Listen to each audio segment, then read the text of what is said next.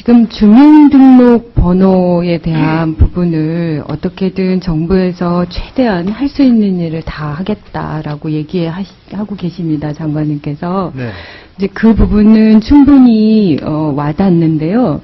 다만 저는 좀 우려되는 부분이 있습니다. 왜냐하면 제가 안행위에 지금 거의 2년이 다 되도록 활동을 하면서 사실은 정부의 입장은 개인정보를 보호하는 측면보다는 개인정보를 집적해서 그것을 빅데이터화해서 어떻게 활용하느냐에 오히려 더 좀 중점이 돼 있다라는 느낌을 항상 가졌고요.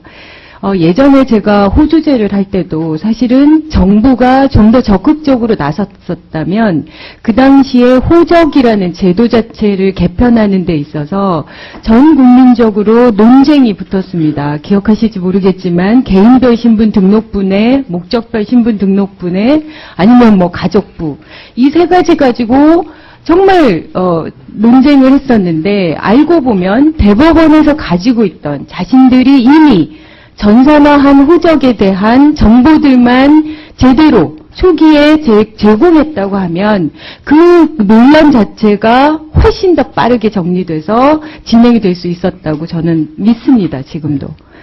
그런 의미에서 사실은 물론 아니다라고 보지만 결국은 어떤 사안을 바라보는 관점이 저는 너무 중요하다고 생각합니다. 아까 사람이 중요하다고 하듯이. 그러니까 저는 안행부에서 이번 그 사안에 대한 대책을 제출하신 그 서면을 보면서 사회적 비용, 어떤 전체적인 그런 기회비용이라는 측면을 강조하시는 그 측면에서 저는 주민등록 번호라는 것으로 만들어져 있는 이 편의적인 시스템, 이 효율적인 시스템을 놓고 싶지 않다는 저는 그 의지가 훨씬 더 강하게 느껴졌다라는 생각입니다. 그런데 우리들이 그렇게 담고 싶어하는 선진국들은 그렇게 안 하고 싶었을까요? 누구나 전 국민에게 평생 가지고 있는 그 번호 하나만으로 집어넣으면 모든 그 사람의 중요한 정보들이 다 그대로 드러나는 이 효율적인 시스템을 안 갖고 싶었겠느냐는 말씀입니다. 제가 좀 답변을 드릴까요? 네. 이 주민등록 그 법이 최초로 제정된 1962년 상황, 또 주민등록 번호를 부여한 68년도 상황을 조금 생각해 보실 필요가 있습니다. 그 당시 상황에서 우리나라의 특수한 상황상 남북의 상황이라든가 전체적인 차원에서 거주관계를 좀 명확하게 해야 될 필요성에 의해서 사실 이런 전 국민이 일련의 번호를 갖도록 하는 체계가 만들어진 것으로 저는 알고 있거든요. 그래서 이 배경 맞습니다. 자체가 그 배경이 그랬는데 예. 그랬기 때문에 더더욱 공공 영역에 멈추게 하고 아까 어느 분이 지적했듯이 지금 모든 게 민간 영역에서도 거론되는 이런 최소화할 수 있는 여러 번의 여지들이 충분히 있었다고 보는데 네. 우리 행정부는 전자정부라는 미명하에 계속 모아낸다는 거예요. 전자카드라는 것도 그렇게 급하게 도입하시더니 결국 그걸 통해서 공무원에 대한 정보들이 유출됐지 않습니까? 근데 저는 이 부분에 대해서 그걸 논하자기보다는 저는 이 부분을 얘기하고 싶은 겁니다. 병렬적으로 고민해 주셨으면 한다는 거예요. 이미 주민등록번호는 제가 굳이 띄우지 않았습니다만 그 구글에 한국인 주민등록번호라는 한문을 띄우면 중국 사이트가 쫙 뜨는데 거기에 한국인의 번호가 전부 뜹니다. 근데 그걸로 확인해 보니까 모두가 다 실제하고 있는 거고요. 그렇기 때문에 양쯔강의 노인들은 모두 다 한국인의 주민등록번호 갖고 있다. 이런 말이 돌고 있지 않습니까? 그게 현실이라고요. 이렇게 2009년부터 2억 9,283만 건의 개인정보가 유출돼 있습니다. 이런 상황에서 보다 점진적으로 획기적인 방안을 고민하겠다라고 기다리는 그것 중요합니다. 다만 변경이라는 방법으로 아까 지금은 안 계시지만 김민호 교수가 얘기한 것처럼 당장 비용은 안 들지만 누군가가 불안해서 번호를 변경하고자 할 때는 쉽게 당분간이라도 변경할 수 있게 만들 수 있는 제도도 저는 빠르게 고민했어야 하고 그것이 진행되면서 같이 병행해야 된다. 저는 이렇게 생각하는데 어떻게 생각하세요? 네, 뭐 진선미 의원님 그 말씀 저도 잘 이해하고요. 제가 아까 말씀드리는 그 62년도, 68년도 상황이 지금 똑같다. 절대 안 그렇습니다. 바뀌었죠.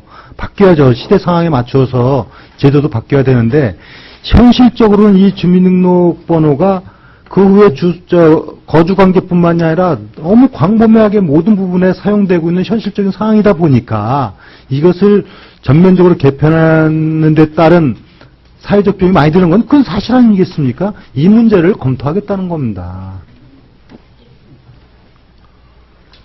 네. 이 부분과 관련해서 그 장효경 적재실장 계신가요? 네. 그러면 지금 제가 말씀드린 것처럼 실제로 뭐 전면적인 제도 개선에 앞서서 주민등록번호의 임의번호나 이렇게 변경을 하는 것으로 어쨌든 제도를 빠르게 도입하는 것에 대해서는 어떻게 생각하시는지 얘기를 좀 해주셨으면 좋겠습니다. 예, 저는 지금 가장 시급한 입법 과제 중에 하나가 주민번호 변경을 유출 피해자 가운데 적어도 청구하는 분들한테는 허용하는 거라고 생각을 합니다. 지금 이미 그 주민번호 변경의 예가 많이 있습니다. 뭐 오류, 성별 정정, 북한 이탈 주민, 또 세종시 같은 경우는 주민번호가 4444 이렇게 해서 이제 민원이 많이 들어가서 주민번호 변경 건수가 2000년부터 2013년 3월 18일까지 24만 건이 넘습니다. 그렇다면 이제 유출 피해자에 대해서도 충분히 주민번호 변경을 좀 허용해 주는 게 가능하다고 생각을 하고요. 주민번호 체계 안에 지금 성별, 생년월일, 출신 지역 이런 개인정보를 담는 체계도 기왕에 제고가 필요하다고 생각을 합니다. 네, 지금 현행 주민등록법상으로도 주민등록 변호가 가능한 경우가 있지 않습니까? 뭐 번호에 오류가 있다든가 생년월일 변경이라든가. 그리고 또 지금 검토하고 있는 것은 이 경우는 진짜 그 번호를 허용해야 되겠다는 경우가 있거든요. 개인적으로 심각한 그 어떤 개인정보가 유출돼서는 안 되는 피해 사항이 있는 경우가 있지 않습니까? 네, 아실 겁니다, 진 의원님.